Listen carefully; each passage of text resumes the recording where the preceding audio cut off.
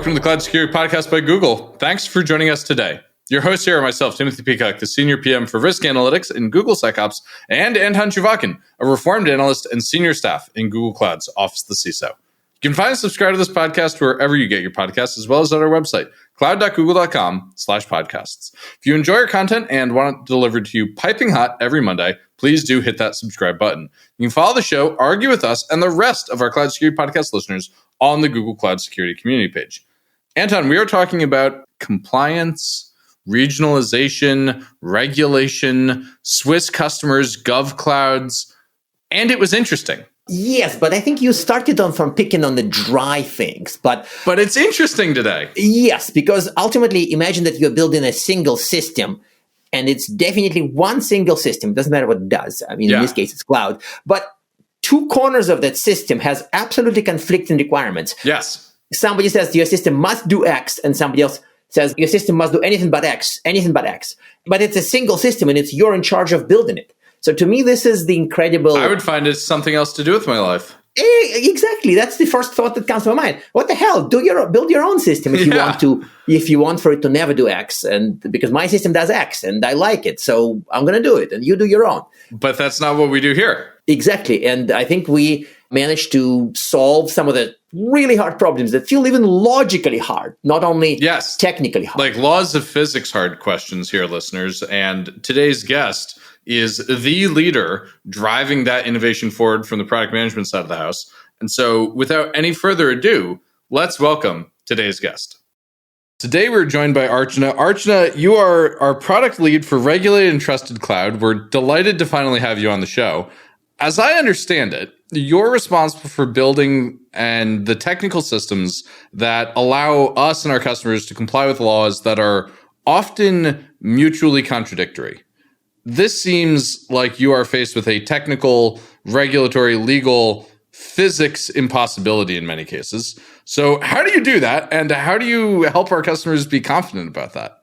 Tim, thank you so much for having me. Let me first take a moment to introduce myself. Really nice to meet you all. I'm Archana Ramamurthy, and I lead product for Regulated and Trusted Cloud at Google Cloud.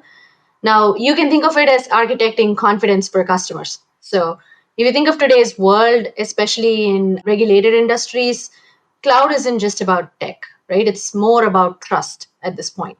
And my team and I are essentially building that trust into GCP, sort of ensuring that it's the most secure and most compliant cloud that folks can use globally. Now, coming back to your question, it does sound impossible, right? Right? It's almost like squaring circles in code. But here's the thing. When you strip away the legal jargon, regulations are fundamentally about people, right? They're about protecting individuals, their data, their assets, ensuring that progress doesn't come at the cost of control. So in the digital realm, this kind of translates to universal principles. Things like data privacy, robust security, and granular access control. So suddenly, when you think of it that way, the contradictory laws become facets of the same gem, if you will. So our job is basically to architect systems that are grounded in those core principles, basically creating a flexible platform. So you can think of it like building with Legos, having fundamental blocks that can be assembled to meet these diverse regulatory requirements that you see around the world. Tim is, this because we are on video, Tim is looking very thoughtful. I'm feeling very thoughtful. I'm trying to process that one. But Anton, while I struggle through all of that, why don't you ask our first follow-up? Because I like that question a lot. I think that this also brought up this whole debate about, well, not debate as such, but like regionalization versus globalization, because I don't want to immediately ask you a hard question about what about the conflicting regs? But how do we approach the fact that we started with one big global planet scale supercomputer, and now we are kind of trying to address things that may not align? Let's not call them contradictory quite yet. So what is our approach to this? Again, it sounds one of those physically impossible things. Yeah, I mean, look, people come to us still for the same things that they came to us many years ago, right? So the atomic clock precision, for example, that Google's global infrastructure provides is still our superpower. We don't want to get away from that superpower in any case. And the planet scale compute is precisely what these customers come to us for, irrespective of what workloads they bring onto the cloud. So our evolution isn't about abandoning any of that. It's basically how do you augment it? And so the question has become, how do we retain that global muscle while also providing the localization and the jurisdictional controls that these regulations often demand? And this is what is becoming the front and center of the conversation, right? So it's the architectural evolution or the layering approach that becomes important. So we're platformizing our services. We're ensuring that they can operate as global subsystems, but with the ability to sort of instantiate jurisdictionalized versions as required. So you can think of it as global orchestration with local instantiation in some sense. So it's a full stack approach from the deepest infrastructure layers, kind of all the way up to the user facing capabilities and services, ensuring that every new GCP service sort of inherits these principles of the global scale with the local control baked in. And this means we're working with several teams across the board in ensuring that they can meet these requirements. But let's even step back a little bit, right? Like a lot of this comes with customer empathy. We've talked about the regulations, we've talked about how this seems impossible to build, but the fundamentals of this is we have built Google Cloud from day one as a global platform. Now we're building customer confidence and we're not just saying trust us, we're building that deep empathy and understanding this regulatory landscape, the specific challenges that customers are trying to meet, understanding what concrete solutions will make them feel comfortable. And this takes years. So, for example, we worked with the European Union since 2019. And in that process of working with them since 2019, we engaged with intent with a lot of policymakers.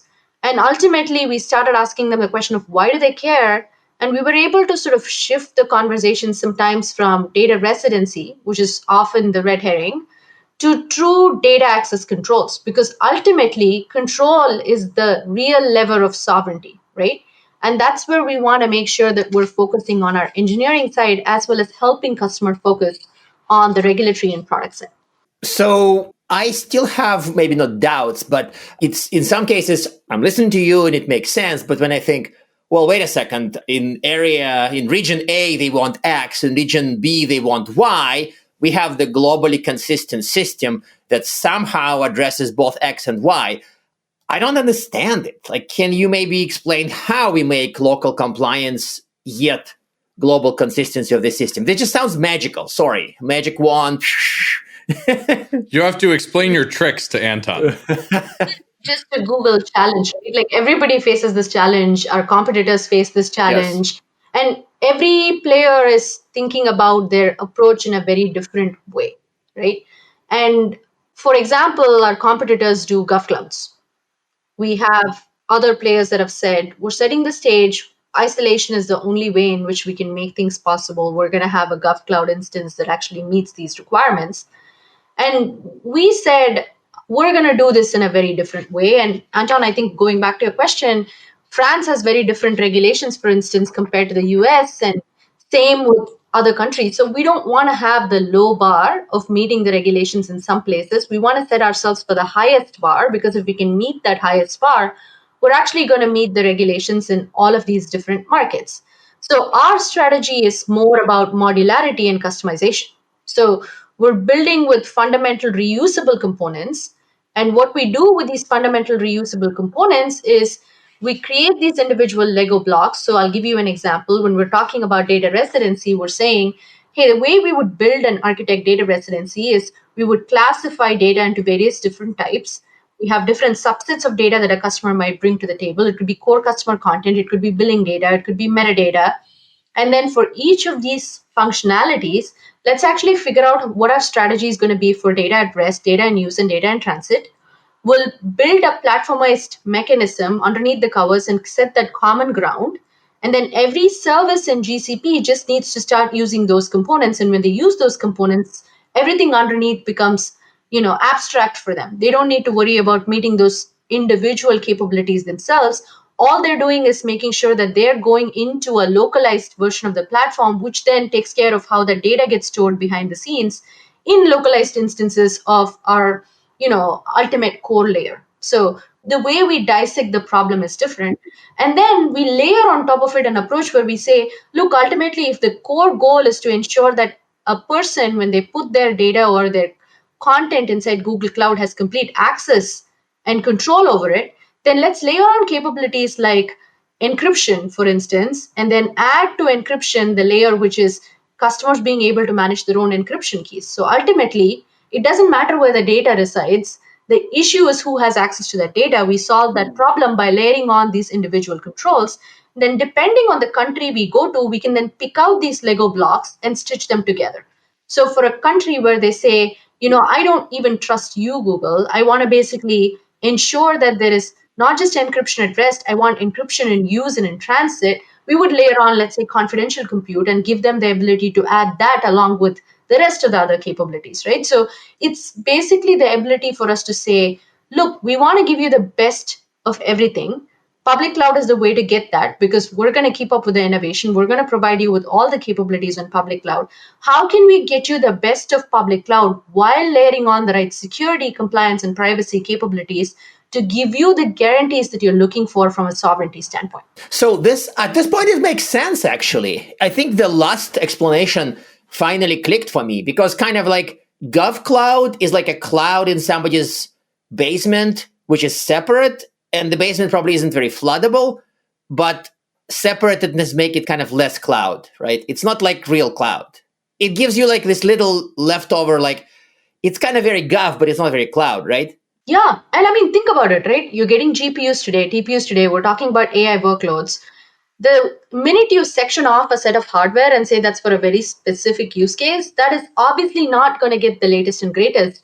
Everything is going to come to cloud. And then after that, things get added on to other areas, right? So even when, for example, we're trying to meet French regulations, we're building a separate universe for France, for instance, with our Trusted Partner Cloud program, we're making sure that anytime we make updates to public cloud, when an instance of update gets pushed out to public cloud, it also gets pushed out to this new environment. So we're being very conscious about how we design our products and our capabilities and ultimately root it down in the power of choice, which is that customers should be able to pick and choose what meets their need. Google shouldn't be the one that's dictating what there needs to be. We can influence, but not push. I also love that answer. One, because you talked about confidential compute, and that has such a special place in our podcasty hearts. But two, on the GovCloud front, how to say this? I've always thought that GovClouds look like the most tempting targets on Earth. And it's always struck me as very odd that as a cloud provider, you're like, over here, these are all the interesting workloads. And the government customers have always said, oh, yes, I will step into the thing that says target me here. I've never understood that. So I want to ask a very PM question here, which is engineering takes a long time. How do you, as a PM and as a leader of a PM org, have a world where you've got enough agility in your definition and engineering design to give both robust foundations and also keep up with changing and, in many cases, diverging regulatory paths? That's like another magic circle you've squared. How did you do that? Yeah, actually, I touched upon it a little bit with my previous answer. You're absolutely right? Agility is very important in this space. In fact, it's interesting because I follow elections around the world. I'm waiting for the results of the German election next. There's Japan that we're going to have to look and see how things fall. With each of these changing regulations, there is a change in technology perspective from that country, right? And with this regulatory landscape being a moving target that is influenced by geopolitics, there is cascading tech implications on GCP and every other provider, right? So our strategy is kind of twofold. Number one, it's foresight, predicting or understanding how governments might evolve their strategy. We've also seen this pattern over and over in different countries, right? So it's not like, something super different is going to come up. It's just their stance might change from where they are today to where they are tomorrow. And this is where what I said before comes into play. The way we built our products is using these Lego blocks. So let's say there is you built a house, you need an extra tower, it's not very difficult to then add on that new Lego block. So what is more important from a strategy perspective is how do you build these individual Lego blocks, and how many of these Lego blocks do you need to meet the requirements of some of the highest standards in customers that you're dealing with, right? So that's the problem that my team and I think about day in and day out. Like, what are the top blocks we need to build? Is it data residency? Is it access transparency into everything we're doing? Is it exfiltration controls that we're thinking about from a GCP standpoint? Are we thinking about blocks like confidential compute? And even beyond confidential compute, are there specific use cases that will actually require special instances that are useful for certain regulatory requirements? So those are the kind of things that are super critical, and ensuring that we're forward looking in terms of building our roadmap for these Lego blocks, because putting them into solutions is a much easier problem, if you will. Now, the second thing that is interesting is we kind of operate in a centralized, decentralized model. And what I mean by that is when we're tracking regulations or we're designing the platform capabilities into our foundations, we're doing that centrally, so that each team is not going and interpreting the regulation a certain way and building capabilities. And then what we do is we deploy horizontal programs to ensure that every GCP service inherits these controls and capabilities. So ideally, the plan is if all of these service teams build out their capabilities utilizing these framework components that we provide, changes will come to them for free. And of course, running horizontal programs is never an easy thing, and it's never a fun thing because individual teams have their own priorities and things that they should focus on, but that's a thing for a different day. We could do at least a half hour about running horizontals. Yes. But it is also interesting that there is an incredible amount of really top shelf, and by this I mean really top shelf engineering that goes into this. Yeah. This isn't just, so people associate sometimes compliance and regulations with like auditors in little sad hats and checking boxes. But this is a lot of really hardcore engineering is here. And that to me is the impressive part. Thousands of engineers, right? We're not talking about like a small team of engineers. We're talking about thousands of engineers, policymakers, folks from our CISO office.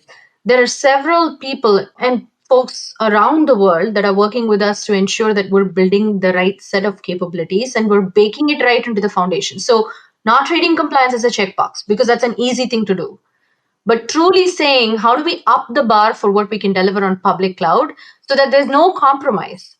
And folks really don't have to think about checking the box, but actually saying, look, if I land on GCP, I'm on the safest cloud, I'm on the most trusted cloud. I have the evidence and observability that's required for me to prove to my auditors and my regulators that my workloads are safe. And that's the most important thing.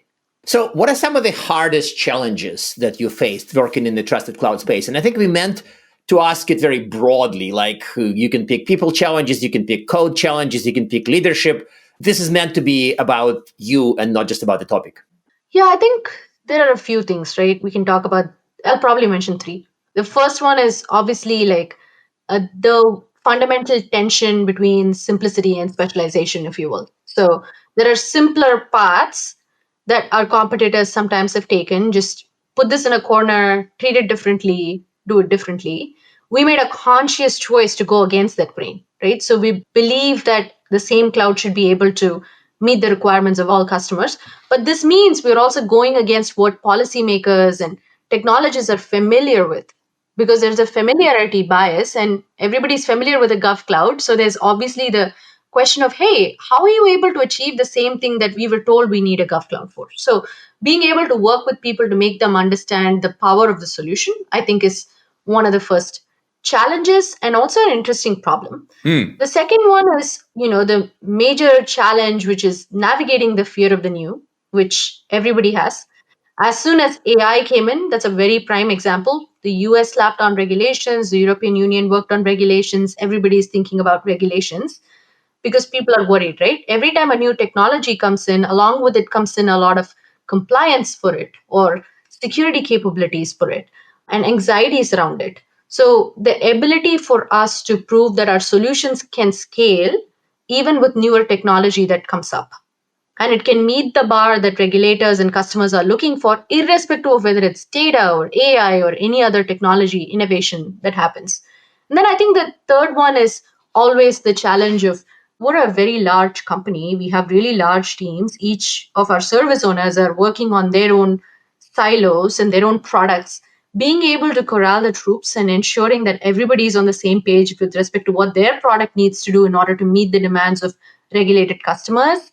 And these days, a lot of industries are regulated. It's not just public sector, right? We're talking about healthcare, we're talking about manufacturing, in some places, retail, financial services.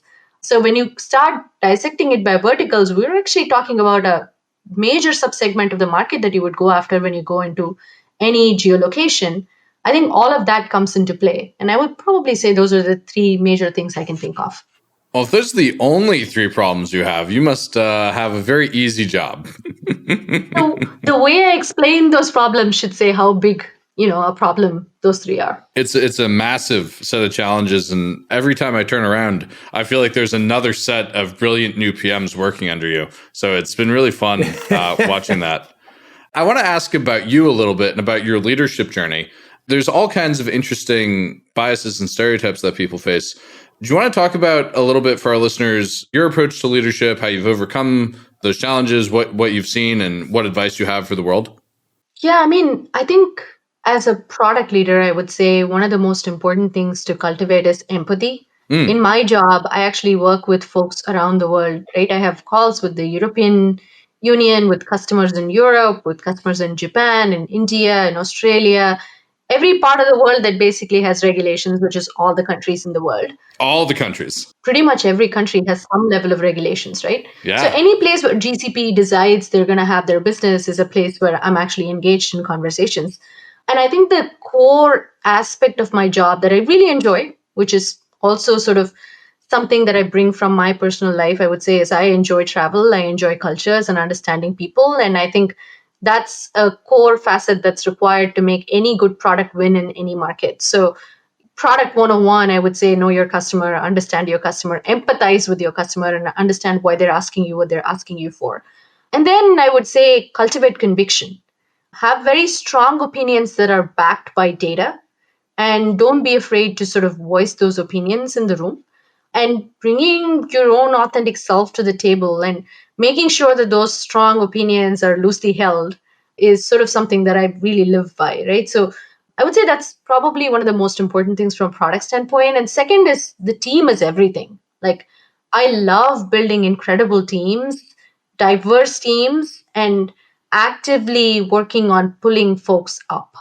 And I think mentorship and sponsorship are not optional extras, and they're core responsibilities within the job. And I truly believe that that's something that helps not only in helping people with their trajectories, but also in helping them build the right products for customers. So I would say those are the things that I would probably deem as important as a good leader. Let me sort of go a little bit off topic, a tiny bit, and kind of come back to a question that we started with, namely that with regulatory requirements. And it's been kind of nagging on my mind as you were describing those amazing things you've done and your teams have done. And it is the question of like directly conflicting requirements. If I want my cloud to do X and this other person wants his cloud to never ever do X, anything but X, how would we handle it? And I can't think of an example, and maybe if I can find an example, it may be too politically sensitive. So let me just pick some engineering topic. I want you to always encrypt the keys. I want to be able to look at the keys. I don't know. That's a little silly. But how would we approach it? I'll give you an example, right? So regulations in the US are very different from regulations in Germany, for example, and regulations in India. We have customers who have businesses across different parts of the world, which means they're using our capabilities. They're using the public cloud instance to meet requirements in India, in Brazil, for example, Germany, and the US, right? The way we partition these solutions out, or these Lego blocks out, is we actually create solutions that are tailored to each market. So for example, we have a product called Assured Workloads. Assured Workloads has instances in different markets. So as a customer, I could say, I'm using Assured Workloads US regions in support, or Assured Workloads IL4, IL5, in which case that subsegment or the projects and the folders that I'm creating within that have the guarantees of IL4, IL5. They're supported by US personnel that are cleared. We have data residency, the right level of access transparency, and then the monitoring and everything required for an IL4, IL5 instance. The very same customer could turn around and say, I'm an ISV, I'm also going to have operations in Germany, for example. And in that case, they would basically use an assured workloads version in Germany that is tailored to the requirements for the German market, which means all the folders, subprojects, everything created within that instance will meet the requirements that are put in place or the policies that are put in place against that particular regime that we're talking about. So you're creating these logical separations, and you still have customers that could have one instance of the cloud with various subpartitions within that meet the needs of the different markets that their business operates in. Okay, that makes sense. And I think that to me, this means it's still not easy, but at least there's a logical path to that. It's a 5-minute enablement. I'll give you an example. We had a US public sector customer that wanted to have operations, for example, in another part of the world. They needed it for a mission, they needed to bring up their workloads, and they needed it for a very small period of time. Imagine if they were on GovCloud. We would have said, we don't have a GovCloud in that country. I'm sorry, we can't give you the same level of guarantees that you want. Instead, we said, great, we have that region, we have a region in that place. We're going to add that region as part of your policy. We're going to bring up that instance for you to start creating your project in your folder in less than 5 minutes. We're going to get the encryption keys set up to your old encryption keys that you already have. If you need a local version, we'll set that up. Mm-hmm. And now you're ready to go deploy your workloads. Anything that goes under that workload meets the requirements of that country. And once you're done with everything and you want to delete stuff, you just turn it off. And at that point, you don't have that instance. So the scalability of this is far easier than you would ever get on a GovCloud, because you can have people turning on their workloads in any part of the world and still have it meet the requirements that they might have locally for that country. That, to me, makes a ton of sense. And I love the contrast with the difficulty of working in a GovCloud model. I've enjoyed this conversation tremendously, and I hate to do this, but I have to ask our traditional closing questions. And so, one, do you have a tip for leaders out there? And then 2, do you have recommended reading? And it could be about anything. We've had people recommend everything from Mary Oliver to The Art of War to, well, not Anton's blog. Mm-hmm. That's right. Hold on. Let me think. Yeah, it's quite a bookshelf behind you. That's right. Yeah. Okay, so she's going to kind of cheat and pick a book from the shelf and say, this one. I actually like Good to Great, but a lot of people have actually read Good to Great. Appreciative Leadership is one that I actually enjoy. It's a book that I often refer back to. It's one that I feel is interesting for me at various stages of my leadership journey. I've actually looked at appreciative leadership because the one thing that we forget to do often is we run really fast. We have so many things that we all tackle on a day-to-day basis. And sometimes, taking a pause and taking a moment to think about how you recognize your team is a super important thing that leaders should care about. And this book is great. It has several aspects that I've used in my everyday life. I love that answer, and I will go get myself a copy of Appreciative Leadership. I, for one, am appreciative that Archana has joined us today. Thank you so much for having me. It was a pleasure. And now we are at time. Thank you very much for listening and, of course, for subscribing. You can find this podcast at Google Podcasts, Apple Podcasts, Spotify, or wherever else you get your podcasts. Also, you can find us at our website, cloud.withgoogle.com/cloudsecurity/podcast. Please subscribe so that you don't miss episodes. You can follow us on Twitter, twitter.com/cloudsecpodcast.